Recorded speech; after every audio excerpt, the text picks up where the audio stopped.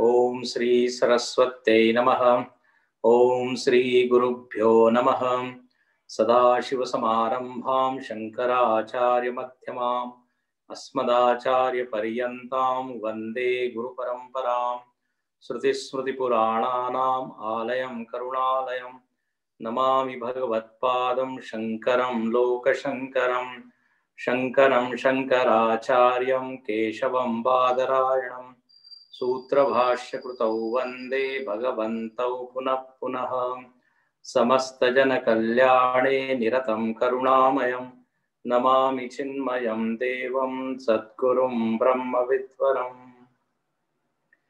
नमः श्री शङ्करानन्द गुरुपादाम्बुजन्मने सविलास महामोह ग्राहग्रासैककर्मणे। हरिओम। आज हम श्लोक क्रमांक 99 से पढ़ेंगे। 99। सदद्वैतात् पृथक् भूते द्वैते भूम्यादिरूपिणी तत्तदर्थक्रिया लोके यथा दृष्टा तथैव सा सांख्यकाणादबौद्धाद्येः जगद्भेदो यथा यथा उत्प्रेक्षतेनेकयुक्त्या भवत्वेष तथा तथा। सो हम लोगों ने यहाँ पर अब तक विवेक किया, सत तत्व से यात्रा शुरू की थी और ब्रह्मांड तक आए और ब्रह्मांड से अपने शरीर तक आए। और इस यात्रा में हमने देखा कि एक ही तत्व सत्य है, उसके अलावा जो भी चीज है वह प्रातीतिक है, मिथ्या है, भासमान होते हुए भी वास्तविक नहीं है। तो यह स्पष्ट पृथक्करण किया हुआ है कि एक अद्वितीय वस्तु ही सत्य है, जिसमें कोई उपद्रव नहीं, निरुपद्रव है, जिसमें कोई विक्षेप नहीं, जिसमें कोई भेद नहीं, वही एकमेव सत्य वस्तु है और वही हमारा स्वरूप है। इसके अलावा शरीर, मन इत्यादि पंचमहाभूतों से बने हैं और पंचमहाभूत माया से निर्मित होने के कारण माइक है, भासमान है लेकिन वास्तव में नहीं है। इसलिए पंचमहाभूतों से ध्यान हटाकर, या कहिए देह से ध्यान हटाकर, जो अद्वितीय सत्य है उसमें हम स्थित हो जाए। और हम देखते हैं बार बार विद्यारण्य स्वामी जी आग्रह करते हैं कि जो इंद्रियां दिखा रही है वही सच नहीं है, या अब तक जो हमने माना है वही सच नहीं है। प्रमाण के बल से आप चिंतन कीजिए, आचार्य के बल से चिंतन कीजिए, युक्ति के द्वारा, लॉजिक के द्वारा समझिए क्या सच है।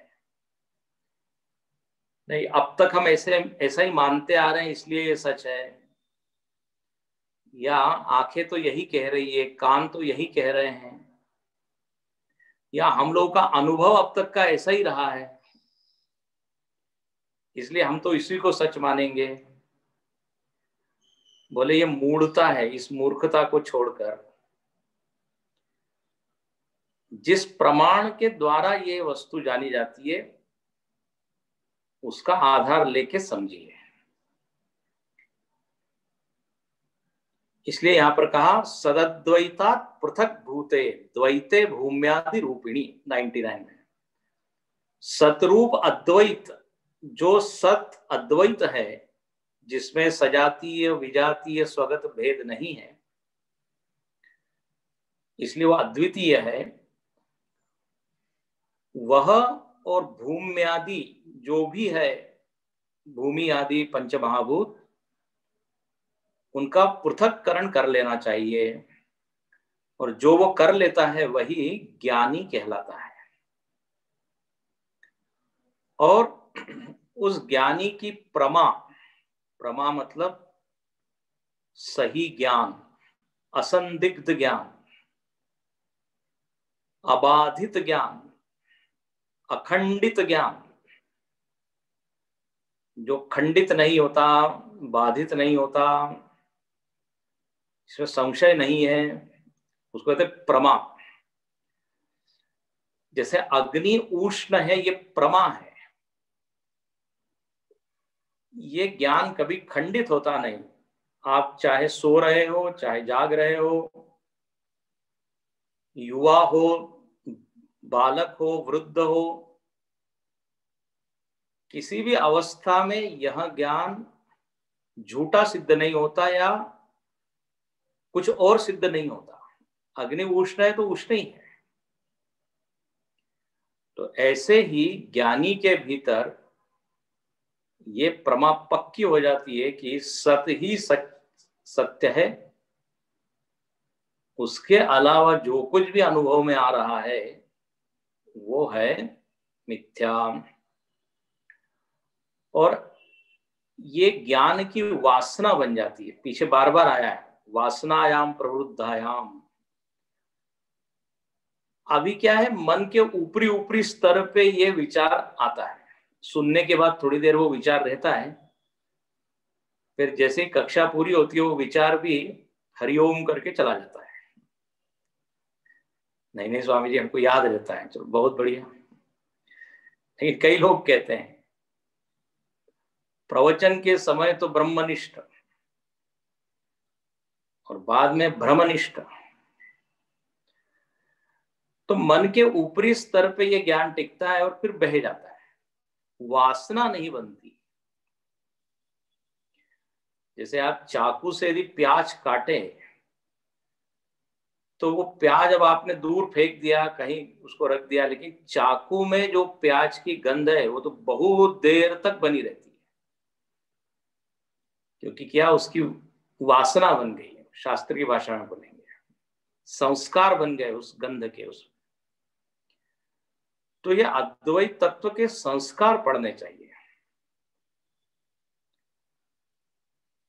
वो बहुत हल्के हल्के पड़ते हैं, इसलिए दूसरे संस्कारों के बहाव में ये सब बह जाता है।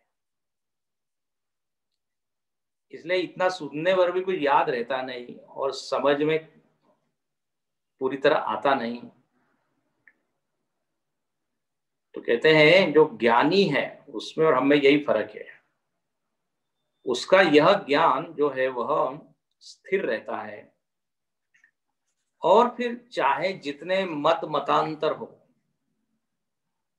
उसको उससे कोई फर्क पड़ता नहीं, उसकी निष्ठा उसमें पक्की हो जाती है। इसलिए लिखते हैं कि अद्वैत वेदांत के अलावा अनेक मत इस जगत में हैं। सांख्य, योग, न्याय, वैशेषिक, चार्वाक, जैन, बौद्ध, फिर वेस्टर्न फिलॉसफी, विशिष्टाद्वैत, द्वैत इत्यादि बहुत सारे एक भीड़ है। तो बोले इनसे वो कुछ भी प्रभावित नहीं होता, उसका अपना जो ज्ञान है वो स्थिर रहता है, पक्का रहता है। वो कहता है ये सब लोग उत्प्रेक्षाएं करते रहते हैं, उस तत्व के बारे में अलग अलग मत बोलते रहते हैं, तो वो करते रहे, उससे हमारा कोई विरोध नहीं है। अब सांख्यवादी कहता है प्रकृति और पुरुष दोनों क्या है, सत्य है, दोनों स्वतंत्र है। अब हम लोगों ने इस प्रकरण में देखा ये सही नहीं है। प्रकृति को माया कहते हैं और माया स्वतंत्र नहीं है, हमने देखा है, सत्य के ऊपर ही आश्रित है, और वो सच्ची नहीं है, मिथ्या है। लेकिन उन्होंने प्रकृति उसको बोला और कहा स्वतंत्र है, तो उसमें अनेक दोष आ जाएंगे। तो अद्वैत वेदांति कहता है ठीक है, अब उनको मानना है तो मानने दीजिए, जगत को वो प्रकृति का परिणाम मानते हैं। तो अब कोई शून्य मानता है, तो कोई विज्ञान मानता है, विज्ञानवादी बौद्ध, शून्यवादी बौद्ध शून्य मानते हैं जगत को। अलग अलग लोग हैं। कोई भगवान की लीला मानता है, कृति मानता है। कोई कहता है कि ये बस 4 महाभूतों से ही बना है जगत और यही सत्य है, इसके अलावा सत इत्यादि है ही नहीं। तो इसको कहते हैं उत्प्रेक्षा है। कल हमने ऐसे कहा था, जैसे सीप पर चांदी दिख रही है किसी को, ठीक है, सीपी पर चांदी। अब 10 लोग इसी पर डिस्कशन कर रहे हैं कि ये चांदी यहां आई कैसे है। किसी ने कहा किसी चोर ने चांदी चुरा के यहां रख दी होगी। किसी ने कहा नहीं, किसी के जेब में चांदी रही होगी, वो गिर गई इसलिए वहां चांदी वहां पड़ी है।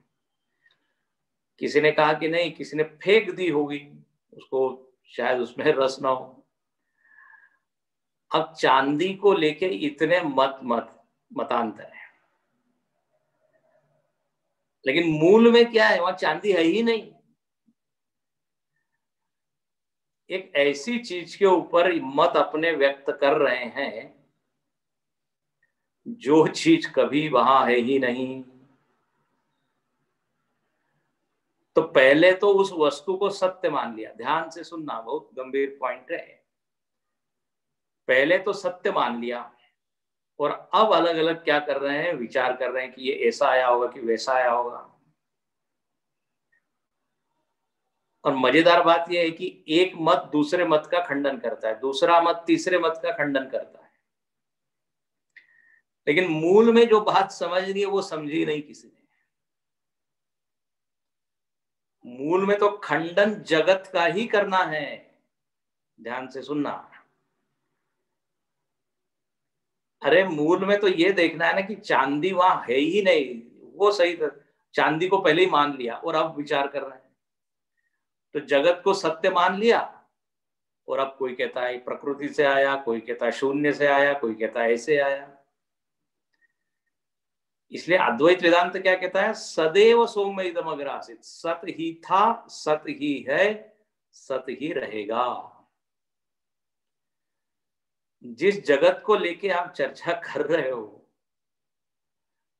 वो जगत तो अविद्या सिद्ध है। इसलिए उत्प्रेक्षते अनेक युक्त भवतु, करने दीजिए ये सांख्य कणा बौद्ध जैन इत्यादि।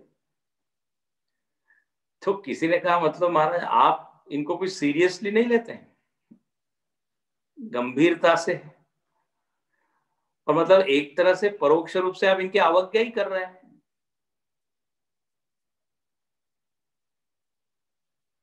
वेदांती ने कहा देखो हम विरोध नहीं कर रहे हैं, हम अपने मत में स्थित हैं, उनको जो बोलना है बोली। नहीं नहीं, इतने बड़े लोग हैं आप, उनका भी तो कुछ सुनिए।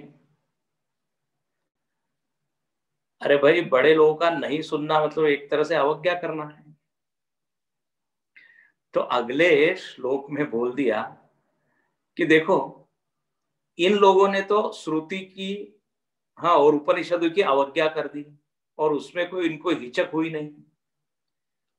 जो उपनिषद ने कहा उसको तो सुना नहीं इन्होंने और अपने अपने मत दे दिए। तो इन्होंने किसकी अवज्ञा की? हम लोगों की। हम थोड़ी इनकी कर रहे हैं। इसलिए देखिए अगला श्लोक, अवज्ञातम सदद्वैतम निश्शंकैरन्यवादिभिः एवं काक्षतिरस्माकं तद्वैतमवजानताम्। बोले देखो, सद अद्वैतम अवज्ञातम, एक सत्य है, अद्वैत है। इन्होंने तो बिना शंका के, बिना किसी डर के तिरस्कार कर दिया। बोले अरे वो सब झूठा है, अद्वैत कभी होता है क्या, एक सत्य कभी होता है क्या? और ये जगत को मिथ्या बोल रहा है। अरे इतना सॉलिड ये जगत, उसको ये बोल रहा है ये तो स्वप्न की तरह है। तो इनकी बात को कोई मानने में कोई मानना नहीं चाहिए। तो निशंक ही, बिना शंका के, बिना हिचक के अन्यवादी भी सद अद्वैतम अवज्ञातम, अवज्ञात मतलब अपमान, अवज्ञा, सत अद्वैत का इन्होंने अपमान कर दिया, बोले ये सब ठीक नहीं है, हम कह रहे हैं वही ठीक है। तो बोले जब इन लोगों ने हमारी अवज्ञा की तो हम यदि इनके ऊपर ध्यान न दें, इनकी बातों की ओर, तो उसमें क्या हमारी क्षति है? एवं का क्षति अस्माकम तद द्वैतम अजानता, यदि हम उस द्वैत का तिरस्कार करते हैं। ये सारे मत द्वैतवादी ही है, कुछ ना कुछ माना है इन्होंने, एक अद्वैत को नहीं माना है। किसी ने 2 माने, किसी ने 3 माने तत्व, किसी ने 25 तत्व माने, किसी ने 9 तत्व माने। तो बोले इन्होंने अवज्ञा कर दी श्रुति की, जो श्रुति कह रही उधर तो ध्यान ही नहीं दिया। इसलिए हम यदि इनका तिरस्कार कर दे या उपेक्षा कर दे तो हमारी क्या हानि हो। और यहाँ अगले श्लोक में कहते हैं कि ये जो द्वैतवादी है इनकी तो अवज्ञा करनी ही चाहिए, उनका तिरस्कार या उपेक्षा करनी ही चाहिए। क्यों? सुनिए जरा, ये वाक्य आपको हो सकता है कठोर लगे, लेकिन सच्चाई यही है। सुनिए, द्वैतावज्ञासु स्थिता चेत अद्वैते धी स्थिरा भवेत स्थैर्ये तस्यापुमानेश जीवन मुक्त इतीर्यते। कहते हैं द्वैत की अवज्ञा जब तक नहीं होगी तब तक अद्वैत में आपकी बुद्धि स्थिर नहीं होगी। द्वैत की अवज्ञा या तिरस्कार का अर्थ है कि द्वितीयता को सत्य न मानना। और देखो इसमें कोई हिचक नहीं है, कोई डरने की बात नहीं है, क्योंकि याद रखना सत्य एक ही होता है, 4, 5, 10, 20 तरह के सत्य नहीं होते कि जो तुम कह रहे हो वो भी ठीक है, तुम कह रहे हो वो भी ठीक है। यहां समन्वयवाद नहीं चलता। तत्व के निर्धारण में समन्वयवाद नहीं चलता। तत्व के निर्धारण में प्रमाण, युक्ति, विचार ये चलता है। नहीं, उसको बुरा लगेगा इसलिए उसकी भी बात मान लो, उसको भी कह दो सही है। ये कोई समाज शास्त्र नहीं है कि आप सबको क्या कर रहे हो, खुश कर रहे हो, तुम भी सही, तुम भी सही, तुम भी सही। कोई कह रहा है देखो अग्नि जो है ना वो काले रंग की है, कोई कह रहा है अग्नि जो है वो ठंडी है, तो ये कहता है हाँ बिल्कुल ठीक है, आप कह रहे हो एकदम सही है। अब यदि इस तरह वो कहेगा तो क्या वो सत्य को जान पाएगा क्या? उन दोनों लोगों का भी नुकसान कर रहा है वो। उनको बोलना चाहिए ये ऐसा नहीं है, अग्नि उष्ण ही होती है, थोड़ी पीली पीली होती है। अरे जो सत्य है उसको कहने में डरने की क्या बात है, उससे सामने वाले का भी हित होता है।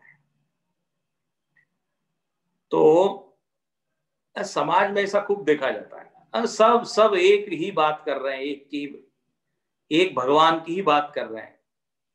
आप यदि बारीकी से देखेंगे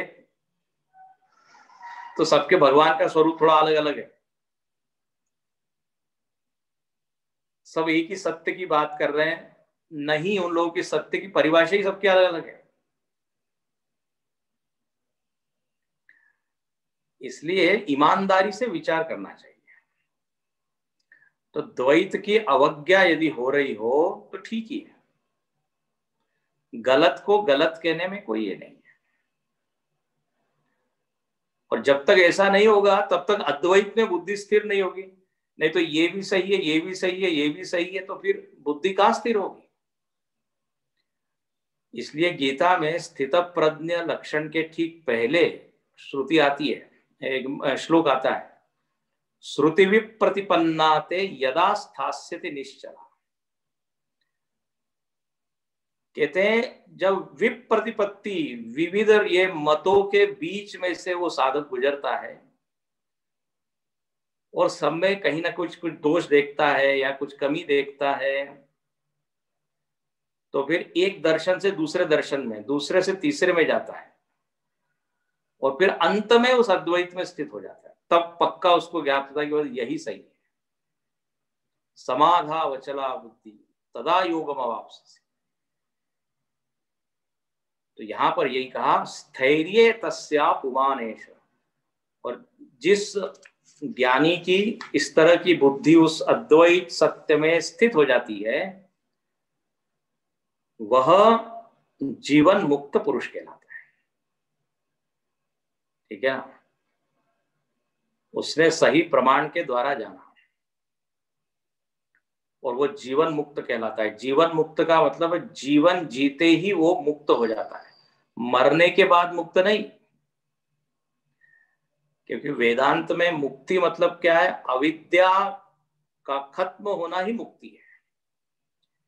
ये द्वैत में सत्य बुद्धि है, यही बंधन है। द्वैत में मिथ्या बुद्धि रखना ही मुक्ति है। अच्छा, ये जीते जी ही हो सकता है, तो उसको कहते जीवन मुक्त। और अब वो जीवन मुक्त है, वो जैसे पहले व्यवहार कर रहा था, खा रहा था, पी रहा था, सुन रहा था, चल रहा था, वैसे ही वो करता है।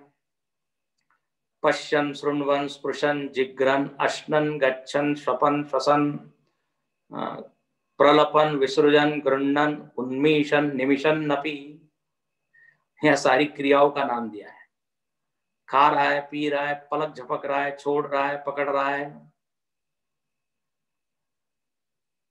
ज्ञान होने के बाद ऐसा नहीं होता कि उसकी आंख खुलती नहीं, कान से सुनता ही नहीं, ऐसा नहीं। उसका व्यवहार जैसे चलता है पहले वैसे ही चलता है, लेकिन पहले वो सब चीज सत्य मान के कर रहा था, अब वो मिथ्या मान के करता है। नैव किंचित करोमीति युक्तो मन्येत तत्त्ववित्। तत्त्ववित् मन्यते, किम मन्यते? अहम न करोमि अधुना। अकर्ता भाव में स्थित हो जाता है कि मैं ये नहीं कुछ कर रहा हूं, ये प्रकृति कर रही है, माया कर रही है, मेरा इससे कुछ लेना देना नहीं है। तो दृश्य वस्तु में उसकी मिथ्या बुद्धि हो जाती है, इसलिए सारा व्यवहार करते हुए भी अनासक्त रहता है। पहले जो आसक्ति थी वो आसक्ति खत्म हो गई, क्योंकि सच्चाई मालूम पड़ गई, अरे ये सब झूठा है, इसमें यहां फंसने की जरूरत ही क्या है। तो उसकी दृष्टि में भेद होने से व्यवहार में ये भेद हो जाता है कि वह अच्छा त्याग नहीं करता, जैसे पहले करता था वैसे ही करता है। कल जैसे मैंने कहा कि पहले मिठाई खाता था तो अभी भी मिठाई ही खाएगा, एकदम उसकी रुचि बदल जाएगी तत्व ज्ञान से, ऐसा नहीं होगा। लेकिन हाँ, पहले उसको जो इतना लोभ था, वही चाहिए वही चाहिए, वो नहीं। मिलेगा तो ठीक, नहीं तो नहीं। इस तरह समबुद्धि में वो जीता है। स्थित प्रज्ञ लक्षणों में ये सब बताया है। आत्मन्येवात्मना तुष्ट। अब उसका आनंद का जो सोर्स है वो जगत न रह के स्वयं ही हो जाता है, इसलिए वो जगत में व्यवहार आनंद के लिए नहीं करता, बल्कि आनंद से करता है। ध्यान से सुनना है, बहुत गंभीर वाक्य है। He doesn't work for happiness, but he works from happiness. इसलिए वो कहीं आसक्त नहीं होता, ये फर्क हो जाता है। बाकी व्यवहार देखो, कल हमने कहा व्यवहार वैसे ही चलता है, उसका मतलब ये है कि सारी इंद्रियां, मन, बुद्धि, प्राण जैसे पहले काम करते थे वैसे ही करते हैं। नहीं, लोगों को बहुत, जैसे मैंने कहा, विचित्र तरह की कल्पनाएं होती है। ज्ञानी मतलब वैसे केवल ठंड में कांपते ही रहेगा, कपड़ा पहनेगा नहीं, वो ज्ञानी है। और क्या भूखा ही रहेगा, वो ज्ञानी है। ये सब कहां से मन गढ़ंत परिभाषा है। शास्त्र में कहीं लिखा है क्या, गीता में, कि इसको कहते हैं ज्ञानी? लक्षण आप देखिए, बहिरंग लक्षणों को देख के हम सर्टिफिकेट बांटते रहते हैं, ये ज्ञानी है, ये अज्ञानी है, ये थोड़ा 50% है, ये 30% है। सर्टिफिकेट कौन दे रहा है? जो अज्ञानी है।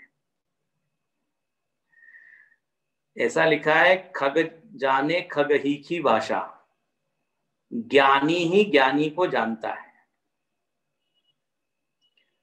हमारे स्वामी जी एक बहुत अच्छी बात कहते हैं, बोले ज्ञान को समझना बहुत आसान है, लेकिन ज्ञानी को समझना बड़ा कठिन है।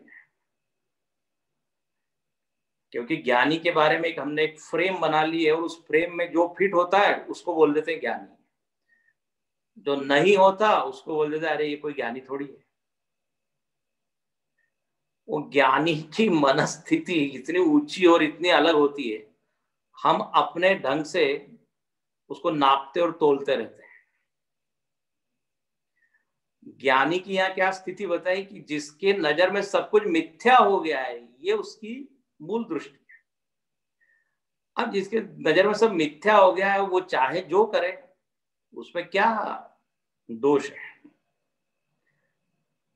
स्वप्न में कोई कुछ भी कर रहा है, नहीं नहीं वो ज्ञानी है तो उसको तो ऐसा ही होना चाहिए, ऐसा लिखा है, को विधि को निषेध। ज्ञानी विधि निषेध के परे हो जाता है, क्योंकि मिथ्या बुद्धि हो गई तो। अब जैसे रज्जू पे सर्प आपने देख लिया और वो मिथ्या है, अब कोई विधि निषेध है क्या? अरे नहीं नहीं उधर मत जाओ, उधर वहां सर्प है, या उधर जाओ तो साथ में लकड़ी ले जाओ, ये विधि और निषेध। जब वहां देख रहा है वो कि है ही नहीं तो क्या है? लेकिन ये इतनी जल्दी बात समझ में लोगों को आती नहीं। तो ज्ञानी को भी एक विशिष्ट ढंग से लोग देखना चाहते हैं। हालांकि ज्ञान का पहले ही जीवन इतना अच्छा होता है, ज्ञान के पहले ही, तभी उसको ज्ञान होता है। कल हमने बताया, तो ज्ञान होने के बाद कोई उटपटांग व्यवहार वो नहीं करता है, लेकिन फिर भी लोग, ज्ञानी का व्यवहार तो ऐसा ही होना चाहिए। किसने कहा? ठीक है, तो यहां पर कहते हैं वो जीवन मुक्त हो जाता है। और अगले श्लोक में लिखते हैं कि ऐसा जीवन मुक्त पुरुष जब देह छोड़ता है तब वो विदेह मुक्त कहलाता है, विदेह मुक्त हो जाता है। और ये जो स्थिति है ना, ये प्रमा कि एक अद्वितीय सत है, बाकी सब मिथ्या है, ये प्रमा कभी भी अपनी बन जाए तो बस हो गया वो मुक्त। यहां तक लिखा है अगले श्लोक में कि अंत काल में भी, हाँ अंत काल में भी यदि ज्ञान स्थिर हो जाए वो मुक्त हो जाएगा। देखो इसको पढ़ते हैं, ये भगवान कृष्ण ने गीता में बोला है, गीता का श्लोक जस के तस यहां उद्धरित किया है। एषा ब्राह्मी स्थिति पार्थ नैनां प्राप्य विमुह्यति स्थित्वा स्याम अंतकालेपि ब्रह्म निर्वाणमृच्छति। कहते हैं एषा ब्राह्मी स्थिति, भगवान इस स्थिति को एक नाम देते हैं, ब्राह्मी स्थिति हो। और इस ब्राह्मी स्थिति को यदि प्राप्त कर ले तो न एनाम प्राप्य विमुह्यति, फिर उसको मोह होता नहीं कि ये शरीर सत्य है और पंचमहाभूत सत्य है। और हो सकता है ये ब्राह्मी स्थिति उसको कहां प्राप्त होवे? अंतकाल में। अंतकाले अपि ब्रह्म निर्वाण मृच्छति, अंतकाल में भी यदि वो प्राप्त कर ले तो ब्रह्म को ही प्राप्त करता है। और दूसरा अर्थ ये है कि यह स्थिति अंतकाल में भी बनी रहती है। अब देखो कई लोग क्या आपत्ति करते हैं कि अब बूढ़े हो जाने पे ये सुनने से क्या फायदा, बुजुर्ग लोगों को सुनने से क्या फायदा। ये लोग ऐसा कौन कहते हैं मालूम है? जिन लोगों की अपेक्षा है कि इस ज्ञान को प्राप्त करने के बाद कुछ करना पड़ेगा। ध्यान से सुनना क्या हम बताना चाह रहे हैं। बोले अब इतने वृद्ध हो गए, अब इस ज्ञान को प्राप्त क्या है, क्यों आप तो कुछ कर तो सकते नहीं है। अरे भाई यहां पर अब करना नहीं है, केवल जानना है। अच्छा मजेदार बात ये होती है, कोई जवान व्यक्ति यदि सत्संग में जाने लगे, सुनने लगे, तो बड़े बूढ़े लोग क्या कहते हैं, अरे ये अभी से ये सब क्या कर रहे हो तुम, सत्संग में जा रहे हो अभी से, ये अभी जवानों का कोई काम नहीं। तो वो युवा लड़के ने कहा कि दादाजी आपने तो किया नहीं, आपको करना चाहिए। बोले अब तो कुछ मैं कर सकता नहीं। तो जो कर रहा है उसको करने नहीं देते, और जिसको करना चाहिए वो करता नहीं। अर्थ क्या है कि हमारे स्वामी जी कहते हैं, बोले अंत काल तक कमाई करते रहो। कमाई मतलब ज्ञान की कमाई। बूढ़े हो गए इसलिए हम नहीं कर सकते या नहीं जान सकते, ऐसा नहीं है। अंत काल में भी इसको जान सकते हैं। प्रमा बनने के लिए अवस्था की कोई शर्त नहीं है। 12 साल के बच्चे में भी प्रमा बन सकती है। नचिकेता कितना बड़ा था, प्रहलाद जी और ध्रुव कितने थे, और उधर परीक्षित महाराज बिल्कुल अंतकाल में 7 दिन। बताइए उनकी तो प्रमा अंतकाल में ही बनी। तो कहने का मतलब क्या है, करते रहिए, सुनते रहिए, ये ज्ञान को पक्का करते रहिए। भगवान ये नहीं कहते कि इसी समय में, इसी आयु में ही इसको जाना जा सकता है, ऐसा नहीं है। तो स्थित्वास्याम अंतकाले भी, जीवन मुक्त पुरुष तो जीते जी ही मुक्त हो जाता है, और अंतकाल में उसका देह छूट जाता है, उसको कहते हैं विदेह मुक्ति। जीवन मुक्त पुरुष ही विदेह मुक्त होता है। ध्यान से सुनना, मतलब अब उसका फिर जन्म नहीं होता, विदेह मुक्त होता, अब फिर देह वो धारण नहीं करता। जो अज्ञानी व्यक्ति है वो बार बार उसका जन्म होता है, क्योंकि अभी अज्ञान बचा हुआ है। इसलिए यहां पर अगले श्लोक में बड़ा अच्छा कहते हैं कि अंतकाल किसको कहते हैं, व्हाट इज रियल अंतकाल। बहुत ही सुंदर है। 104 सदद्वैते नृतद्वैते यदन्यो नैक्य वीक्षणम तस्यांतकालस्तद्भेद बुद्धिरेव न चेतरः। कहते हैं सद अद्वैत और जो द्वैत, जो कि असत है, जो कि मिथ्या है, उन दोनों में जब तक एकता दिख रही है, बोले तब तक अंतकाल नहीं आया। जब इन दोनों के बीच में पृथक हमको दिखने लगे कि सत सच्चा है और जो द्वैत है वह असत रूप है, बस ये टूट जाए, यही अंतकाल है ना। कैसे अद्भुत परिभाषा है। तस्य अंतकाले तद भेद बुद्धि, ये भेद क्लियर हो जाए कि सत्य क्या है और मिथ्या क्या है, दैट्स ऑल, वो हो गया अंतकाल। तो जीते जी ही क्या है, अंतकाल हो सकता है। हम लोगों का अंतकाल मरण में होता है, लेकिन वो अंतकाल होता नहीं, क्योंकि अज्ञान बचा हुआ है। तो फिर वापस शुरुआत होती है, तो अंत कहां हुआ। मरता मरता जग मुआ मरो न जाना को, ऐसा मरना जो मरे कि बहुरी न मरना हो। सब लोग मरते हैं लेकिन उनको मरना आता नहीं। बोले ऐसा मरो कि फिर मरना न पड़े, ऐसा अंतकाल हो जाए कि फिर वापस अंतकाल न हो। नहीं तो अंत्य संस्कार कितने बार हो चुके हैं, करोड़ों जन्मों से हम लोग जन्म लेते आ रहे हैं, अंतकाल हुआ। अंतकाल उस शरीर का तो हुआ, लेकिन नए शरीर का फिर प्रारंभ हुआ, फिर अब वो खत्म होगा तो अंतकाल होगा। तो अंतकाल का अंत तो हो ही नहीं रहा है। अंतकाल सही क्या है? अविद्या का अंत ही अंतकाल है। और अविद्या का क्या स्वरूप है? द्वैत अद्वैत को मिला देना, यह अविद्या है। इसको अलग कर देना, ये विद्या है। इसलिए यहां आगे लिखते हैं, यद्वांत काल प्राणस्य वियोगो अस्तु प्रसिद्धितः तस्मिन् कालेऽपि न भ्रांते गताया पुनरागमः। कहते प्रसिद्ध अंतकाल क्या है? कि प्राण का जो वियोग होता है तो उसको कहते हैं अंतकाल। तो ठीक है, उसको आप अंतकाल कहिए। ज्ञानी की केस में ये जो अंतकाल है, मतलब प्राण का वियोग जो शरीर से होना है, वो निश्चित ही वो अंतकाल है, क्योंकि उसके बाद उसका पुनरागमन नहीं होता। तस्मिन काले अपि न भ्रांते है, उस काल में भी उसको भ्रांति नहीं होती।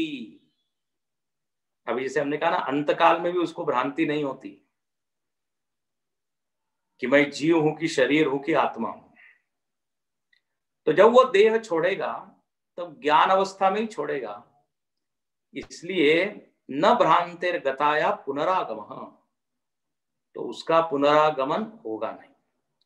तो अंतकाल का दो अर्थ हुआ, एक तो अविद्या को खत्म करना ही अंतकाल है, ये ज्ञान की दृष्टि से अंतकाल। और सामान्यतः अंतकाल मतलब ज्ञानी जब मरता है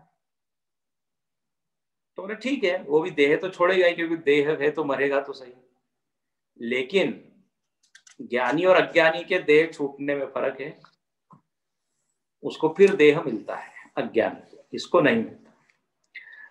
अब किसी ने कहा महाराज वो देह छोड़ते समय हो सकता है उसको भ्रांति होवे, हो सकता है उसको बहुत रोग कष्ट होवे तो वो भूल जाए, क्या सत्य है? तो यहां आगे बहुत ही प्यारा श्लोक है। इसमें कहा कि जीवन मुक्त किस अवस्था में मर रहा है, it doesn't matter at all, क्योंकि ऑलरेडी वो तो मर चुका है। हाँ, ऑलरेडी उसने सत्य बुद्धि निकाल दी है। तो अब कोई विशेष मुहूर्त में मरेगा तभी वो मुक्त होगा, विशेष अवस्था में, ऐसा कुछ नहीं है। इसलिए आगे का श्लोक देखिए, निरोग उपविष्टो वा रुग्णो वा विलुठन् भुवि मूर्छितो वा त्यजत्वेष प्राणान भ्रांतिर्न सर्वथा। कहते हैं वो जीवन मुक्त पुरुष रोग रहित हो, निरोगी हो और बैठा हो, और उस समय उसका देह छूट जाए, ओके, उस समय भी उसको भ्रांति नहीं होती। मतलब अब हम लोग की ये भी एक विचित्र कल्पना है कि जो ज्ञानी है ना, वो तो पद्मासन में बैठ के क्या ब्रह्मरंध्र से ही प्राण छोड़ता है, बस वही ज्ञानी है। वो हॉस्पिटल में नहीं छोड़ सकता प्राण, ये बिल्कुल गलत सलत परिभाषा है। यहां लिखते हैं स्वस्थ रह सकता है और वो मुक्त हो जाएगा, मतलब प्राण उसके छूट सकते हैं। उपविष्टो वहां बैठा हो, अब बैठा हो मतलब पद्मासन में ही बैठा हो, ऐसी कोई बात नहीं है। अच्छा, किसी को बहुत कष्ट हो रहा है, रोगी हो, अब रमन महर्षि को कैंसर हुआ, रामकृष्ण परमहंस को कैंसर हुआ, पूज्य गुरुदेव को कितना हार्ट का प्रॉब्लम रहा, 20% उनका हार्ट काम कर रहा था। तो रोगी हो और बड़ा कष्टप्रद रोग हो तो क्या हुआ? तो क्या वो भ्रांत हो जाएगा, उस समय वो सब भूल जाएगा ज्ञान? ऐसा नहीं होता। इसलिए वो किस अवस्था में देह छोड़ रहा है उसको देखने की कोई जरूरत नहीं। विलुठन भूमि, कोई भूमि पे पड़ा हो, कोई दुर्घटना के कारण उसका प्राण छूटे, मूर्छित हुआ, कोई कोमा में है और उसका प्राण चला गया, तो बोले प्राण त्याग कहीं भी किसी भी स्थिति में करे तो भी उसको भ्रांति नहीं होती। मेन पॉइंट ये है। नहीं नहीं बोले उसको यदि ज्ञान बना के रखना है तो बिल्कुल उसको स्थिर ही बैठना चाहिए, सीधा ही बैठना चाहिए, तभी ज्ञान बना रहेगा। तो उसको ज्योतिषी के पास जाके पहले पूछ लेना चाहिए कि भाई अब मेरा कब है मरण, तो मैं तैयारी करूं जरा। हाँ 7 दिन में है क्या, तो फिर ठीक है, मैं 7 दिन बैठा ही रहूंगा। अच्छा, और यदि हम यही शर्त लगा दें कि पर्टिकुलर मुद्रा में बैठता है तभी वो मुक्त होता है, तो फिर इतना उसने जो श्रवण मनन निधिध्यासन किया वो तो सब बेकार हो गया, यदि वो मुद्रा में बैठा नहीं और उसका प्राण छूट गया तो सब मन गढ़ंत बातें समाज में कुछ भी चलती रहती है, शास्त्र का उसका कोई आधार होता है। और बिल्कुल ये कि वो तो उसको इतने रोग क्यों, और आत्मज्ञानी है तो नहीं नहीं उसको तो बिल्कुल हंसते हंसते जाना चाहिए। अरे हु सेड दिस, ये कहीं लिखा है क्या? मूल लक्षण तो पकड़ते नहीं है। मूल लक्षण है कि वो उसकी भ्रांति है क्या कि मैं शरीर हूं। हाँ तब फिर चाहे वो पद्मासन में बैठ के प्राण छोड़ रहा हो तब भी वो मुक्त नहीं होगा। और शंकराचार्य जी ने आत्मबोध में भी लिखा है, वो काशी में मरे या चांडाल के घर मरे कोई फर्क पड़ता नहीं, क्योंकि पहले ही वो तो उसने देह से अपना तादात्म्य छोड़ दिया है। इस तरह उसको कोई भ्रांति होती नहीं, ये आप पक्का समझ लीजिए। उसकी निष्ठा पूरी तरह उस तत्व में है। और यहां लिखते हैं आगे कि ब्रह्म ज्ञान एक बार हो जाता है तो वो नित्य रहता है, वो विस्मृत नहीं होता, मतलब नष्ट नहीं होता। देखो सुनिए, दिने दिने स्वप्न सुप्तो अधीते विस्मृतेप्ययम् परेर्ध्युर्नानधीतः स्यात् तद्वद् विद्या न नश्यति। कहते हैं देखो, चाहे वो कोमा में जा रहा हो, चाहे कोई रोग होके उसका देह छूट रहा हो, लेकिन उसकी जो विद्या है वो नष्ट नहीं होती। कैसे? उदाहरण देते हैं। दिने दिने, जैसे हम रोज कोई पढ़ते हैं ना, इंजीनियरिंग का पढ़ रहे हैं, मेडिकल पढ़ रहे हैं, कोई भी विषय हम पढ़ रहे हैं। अब हम रात में सोते हैं, अब जितने चैप्टर हमने पढ़े हैं वो पढ़ के हम सो गए। अब दूसरे दिन हम उठे, तो क्या जो पीछे पढ़ा हुआ सब क्या भूल जाते हैं क्या? स्वप्न में सुषुप्ति में जाने से सब भूल गए? ऐसा नहीं होता। फिर वहीं से हम शुरू करते हैं। तो हमारे गुरुजी अच्छा कहते हैं, बोले फिर हर दिन आपको एबीसीडी से ही शुरू करना पड़ेगी, और कभी भी आप सीढ़ी पे चढ़ ही नहीं पाएंगे, रोज एबीसीडी एबीसीडी। तो दिने दिने जो दिन पर दिन हम अध्ययन करते हैं वो नष्ट नहीं होता, वैसे ही ये जो विद्या है ये भी नष्ट नहीं होती है। अब क्या, जब हम हॉस्पिटल में एडमिट हो गए तो क्या जो हमने पढ़ा हुआ है वो क्या हम भूल जाते हैं क्या? या जो जगत के बारे में जो ज्ञान है वो भूल जाते हैं क्या, कि शक्कर मीठी होती है कि नहीं, और अग्नि उष्ण होती है कि नहीं, और पानी ठंडा होता है कि नहीं? बोले सब भूल गया हमें। ये प्रमा बनी हुई है ना, निश्चय बना हुआ है, तो न नश्यति। और एक बहुत सिद्धांत का बहुत महत्वपूर्ण पॉइंट बता रहे हैं, जो ज्ञान विद्या या जो भी कुछ आपने पढ़ा है वो नष्ट कब होता है? जब उससे प्रबल प्रमाण के द्वारा आप उस चीज को देखते हो। देखो आपको सुनाते हैं ये श्लोक, फिर बताते हैं क्या बात यहाँ कह रहे हैं। प्रमाणोत्पादिता विद्या प्रमाणम प्रबलम विना न नश्यति न वेदांतात् प्रबलम मानमीक्षते। बोले देखो, जो भी ज्ञान उत्पन्न होता है ना, वो ज्ञान उत्पन्न होता है प्रमाण से। प्रमाण मतलब ज्ञान का साधन, ये बार बार हम बता रहे हैं। अब एक ज्ञान के साधन से आपको ज्ञान हुआ, लेकिन उससे यदि ऊंचा कोई प्रमाण हो तो फिर पहले वाला जो ज्ञान है वो नष्ट हो जाता है। अब जैसे उदाहरण है हाथी का। जो अंध लोग हैं उन्होंने हाथी को क्या स्पर्श किया और उन लोगों से पूछा भाई हाथी मतलब क्या, तो किसी ने कहा हाथी एक सूप की तरह है। किसी ने किसको पकड़ा, कान को। किसी ने कहा हाथी खंबे की तरह है, किसी ने कहा हाथी रस्सी की तरह है, तो किसी ने पूंछ पकड़ी, किसी ने पैर पकड़ा। तो प्रमा क्या उत्पन्न हुई, खंबे की तरह है या रस्सी की तरह है या पाइप की तरह है, किसी ने सूंड को पकड़ा। अब देखो उन्होंने हाथी क्या है ये जानने के लिए प्रमाण कौन सा यूज किया, हाथ, ठीक है ना।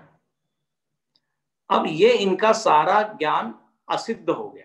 कब, जब भगवान की कृपा से उनको आंख मिल गई। तो जैसे ही आंख से उन्होंने देखा तो पहला वाला ज्ञान खंडित हो गया। हाँ। इसका मतलब क्या है, प्रबल प्रमाण। प्रबल प्रमाण से पूर्व जो ज्ञान था वो खंडित होता है। जैसे हम हमेशा उदाहरण देते हैं कि एक गिलास में एक पेंसिल रखी हुई है, पानी है और पानी में पेंसिल है। अब वो पेंसिल डाली तो आपको टेढ़ी दिखती है, वो रिफ्रैक्शन के कारण। तो आंख तो देख रही है टेढ़ी है, लेकिन आंख से प्रबल प्रमाण है बुद्धि। तो बुद्धि से जब आप सोचते हैं तो पहला वाला ज्ञान क्या हो जाता है, खंडित हो जाता है। आपको कोई खाने का पदार्थ दिया और हाथ से स्पर्श करके आप कह रहे हैं कि ये चीज खट्टी है, मीठी है, लेकिन जब आप उसको जीभ पर रखेंगे तब आपने जो पहले कहा स्टेटमेंट जो दिया वो गलत सिद्ध हो जाता है। क्यों, क्योंकि स्वाद के विषय में प्रबल प्रमाण रसना है, न कि स्पर्श। तो प्रबल प्रमाण से निर्बल प्रमाण जो है वो असिद्ध हो जाता है। तो यहां पर लिखते हैं कि एक आत्मा सत्य है, बाकी मिथ्या है। ये कौन से प्रमाण से जाना, बोले वेदांत से जाना। अच्छा, और कहते हैं वेदांत से और कोई ऊंचा प्रबल प्रमाण है नहीं। ध्यान से सुनना, वेदांतात प्रबलम मानम न ईक्षते। वेदांत से कोई प्रबल प्रमाण है नहीं, तो वेदांत ने जो हमको ज्ञान कराया वो कभी नष्ट होगा क्या, नहीं होगा। तो पहला पॉइंट ये है कि ज्ञान उत्पन्न होता है प्रमाण से, ठीक है, ज्ञान के साधन से। और वो प्रमाणों में भी निर्बलता और सबलता है।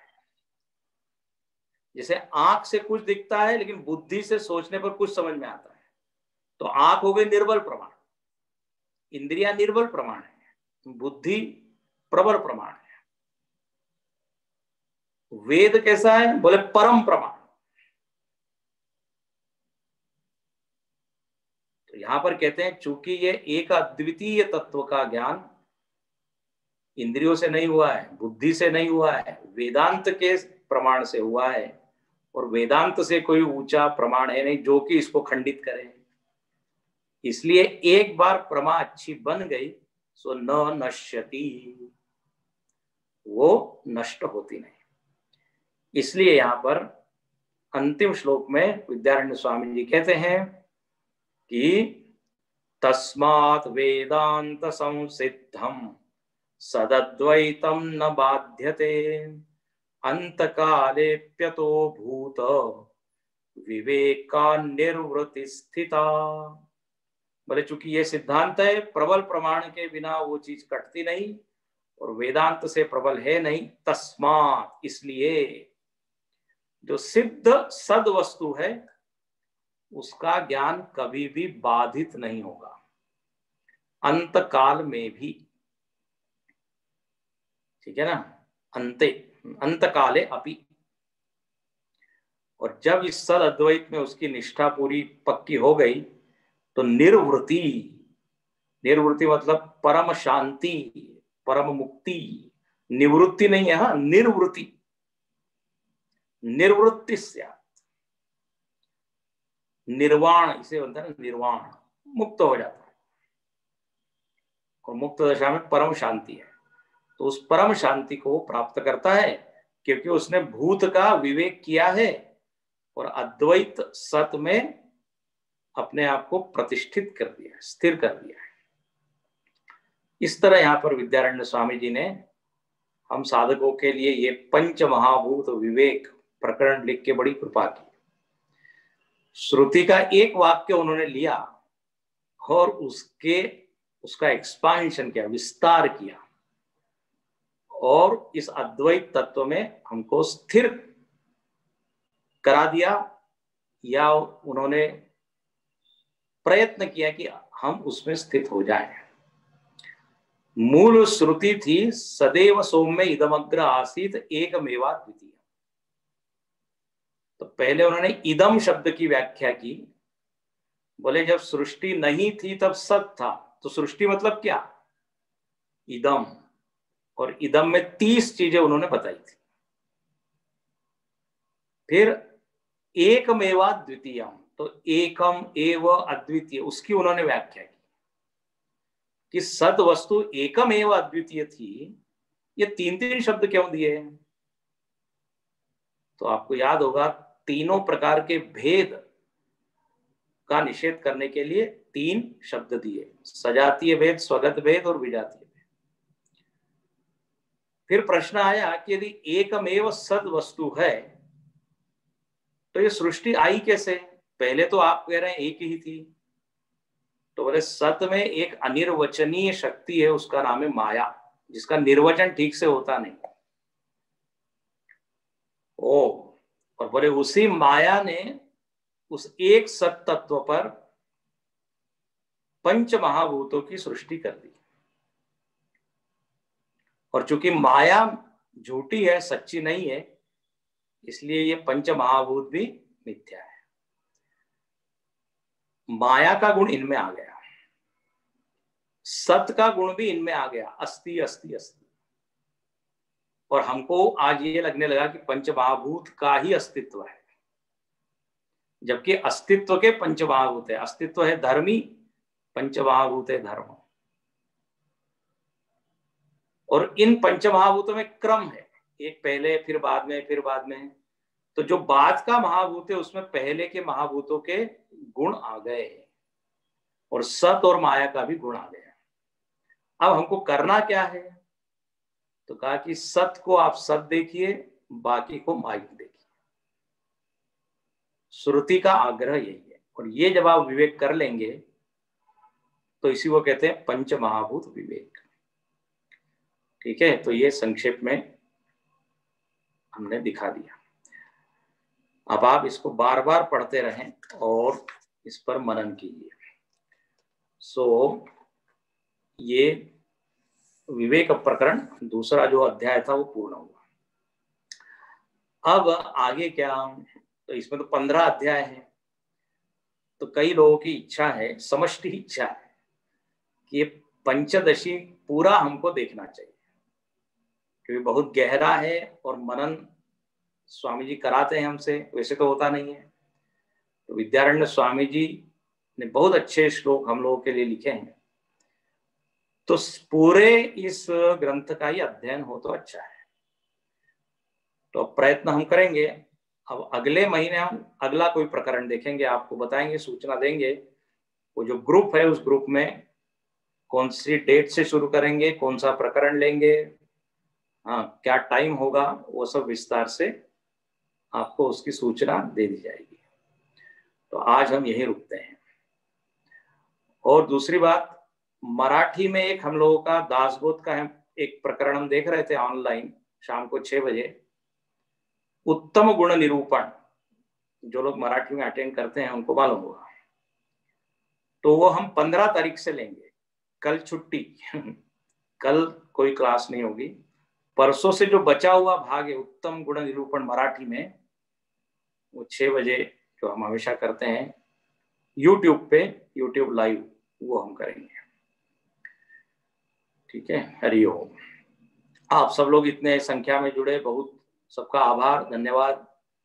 आगे भी जुड़ते रहिए और अपने मित्रों को बुलाइए और उनको भी लाभ मिले ऐसा कुछ कीजिए। ओम पूर्णमदः पूर्णमिदं पूर्णात् पूर्णमुदच्यते पूर्णस्य पूर्णमादाय पूर्णमेवावशिष्यते। ओम शांति शांति शांति। हरि ओम। श्री गुरुभ्यो नमः। हरि ओम।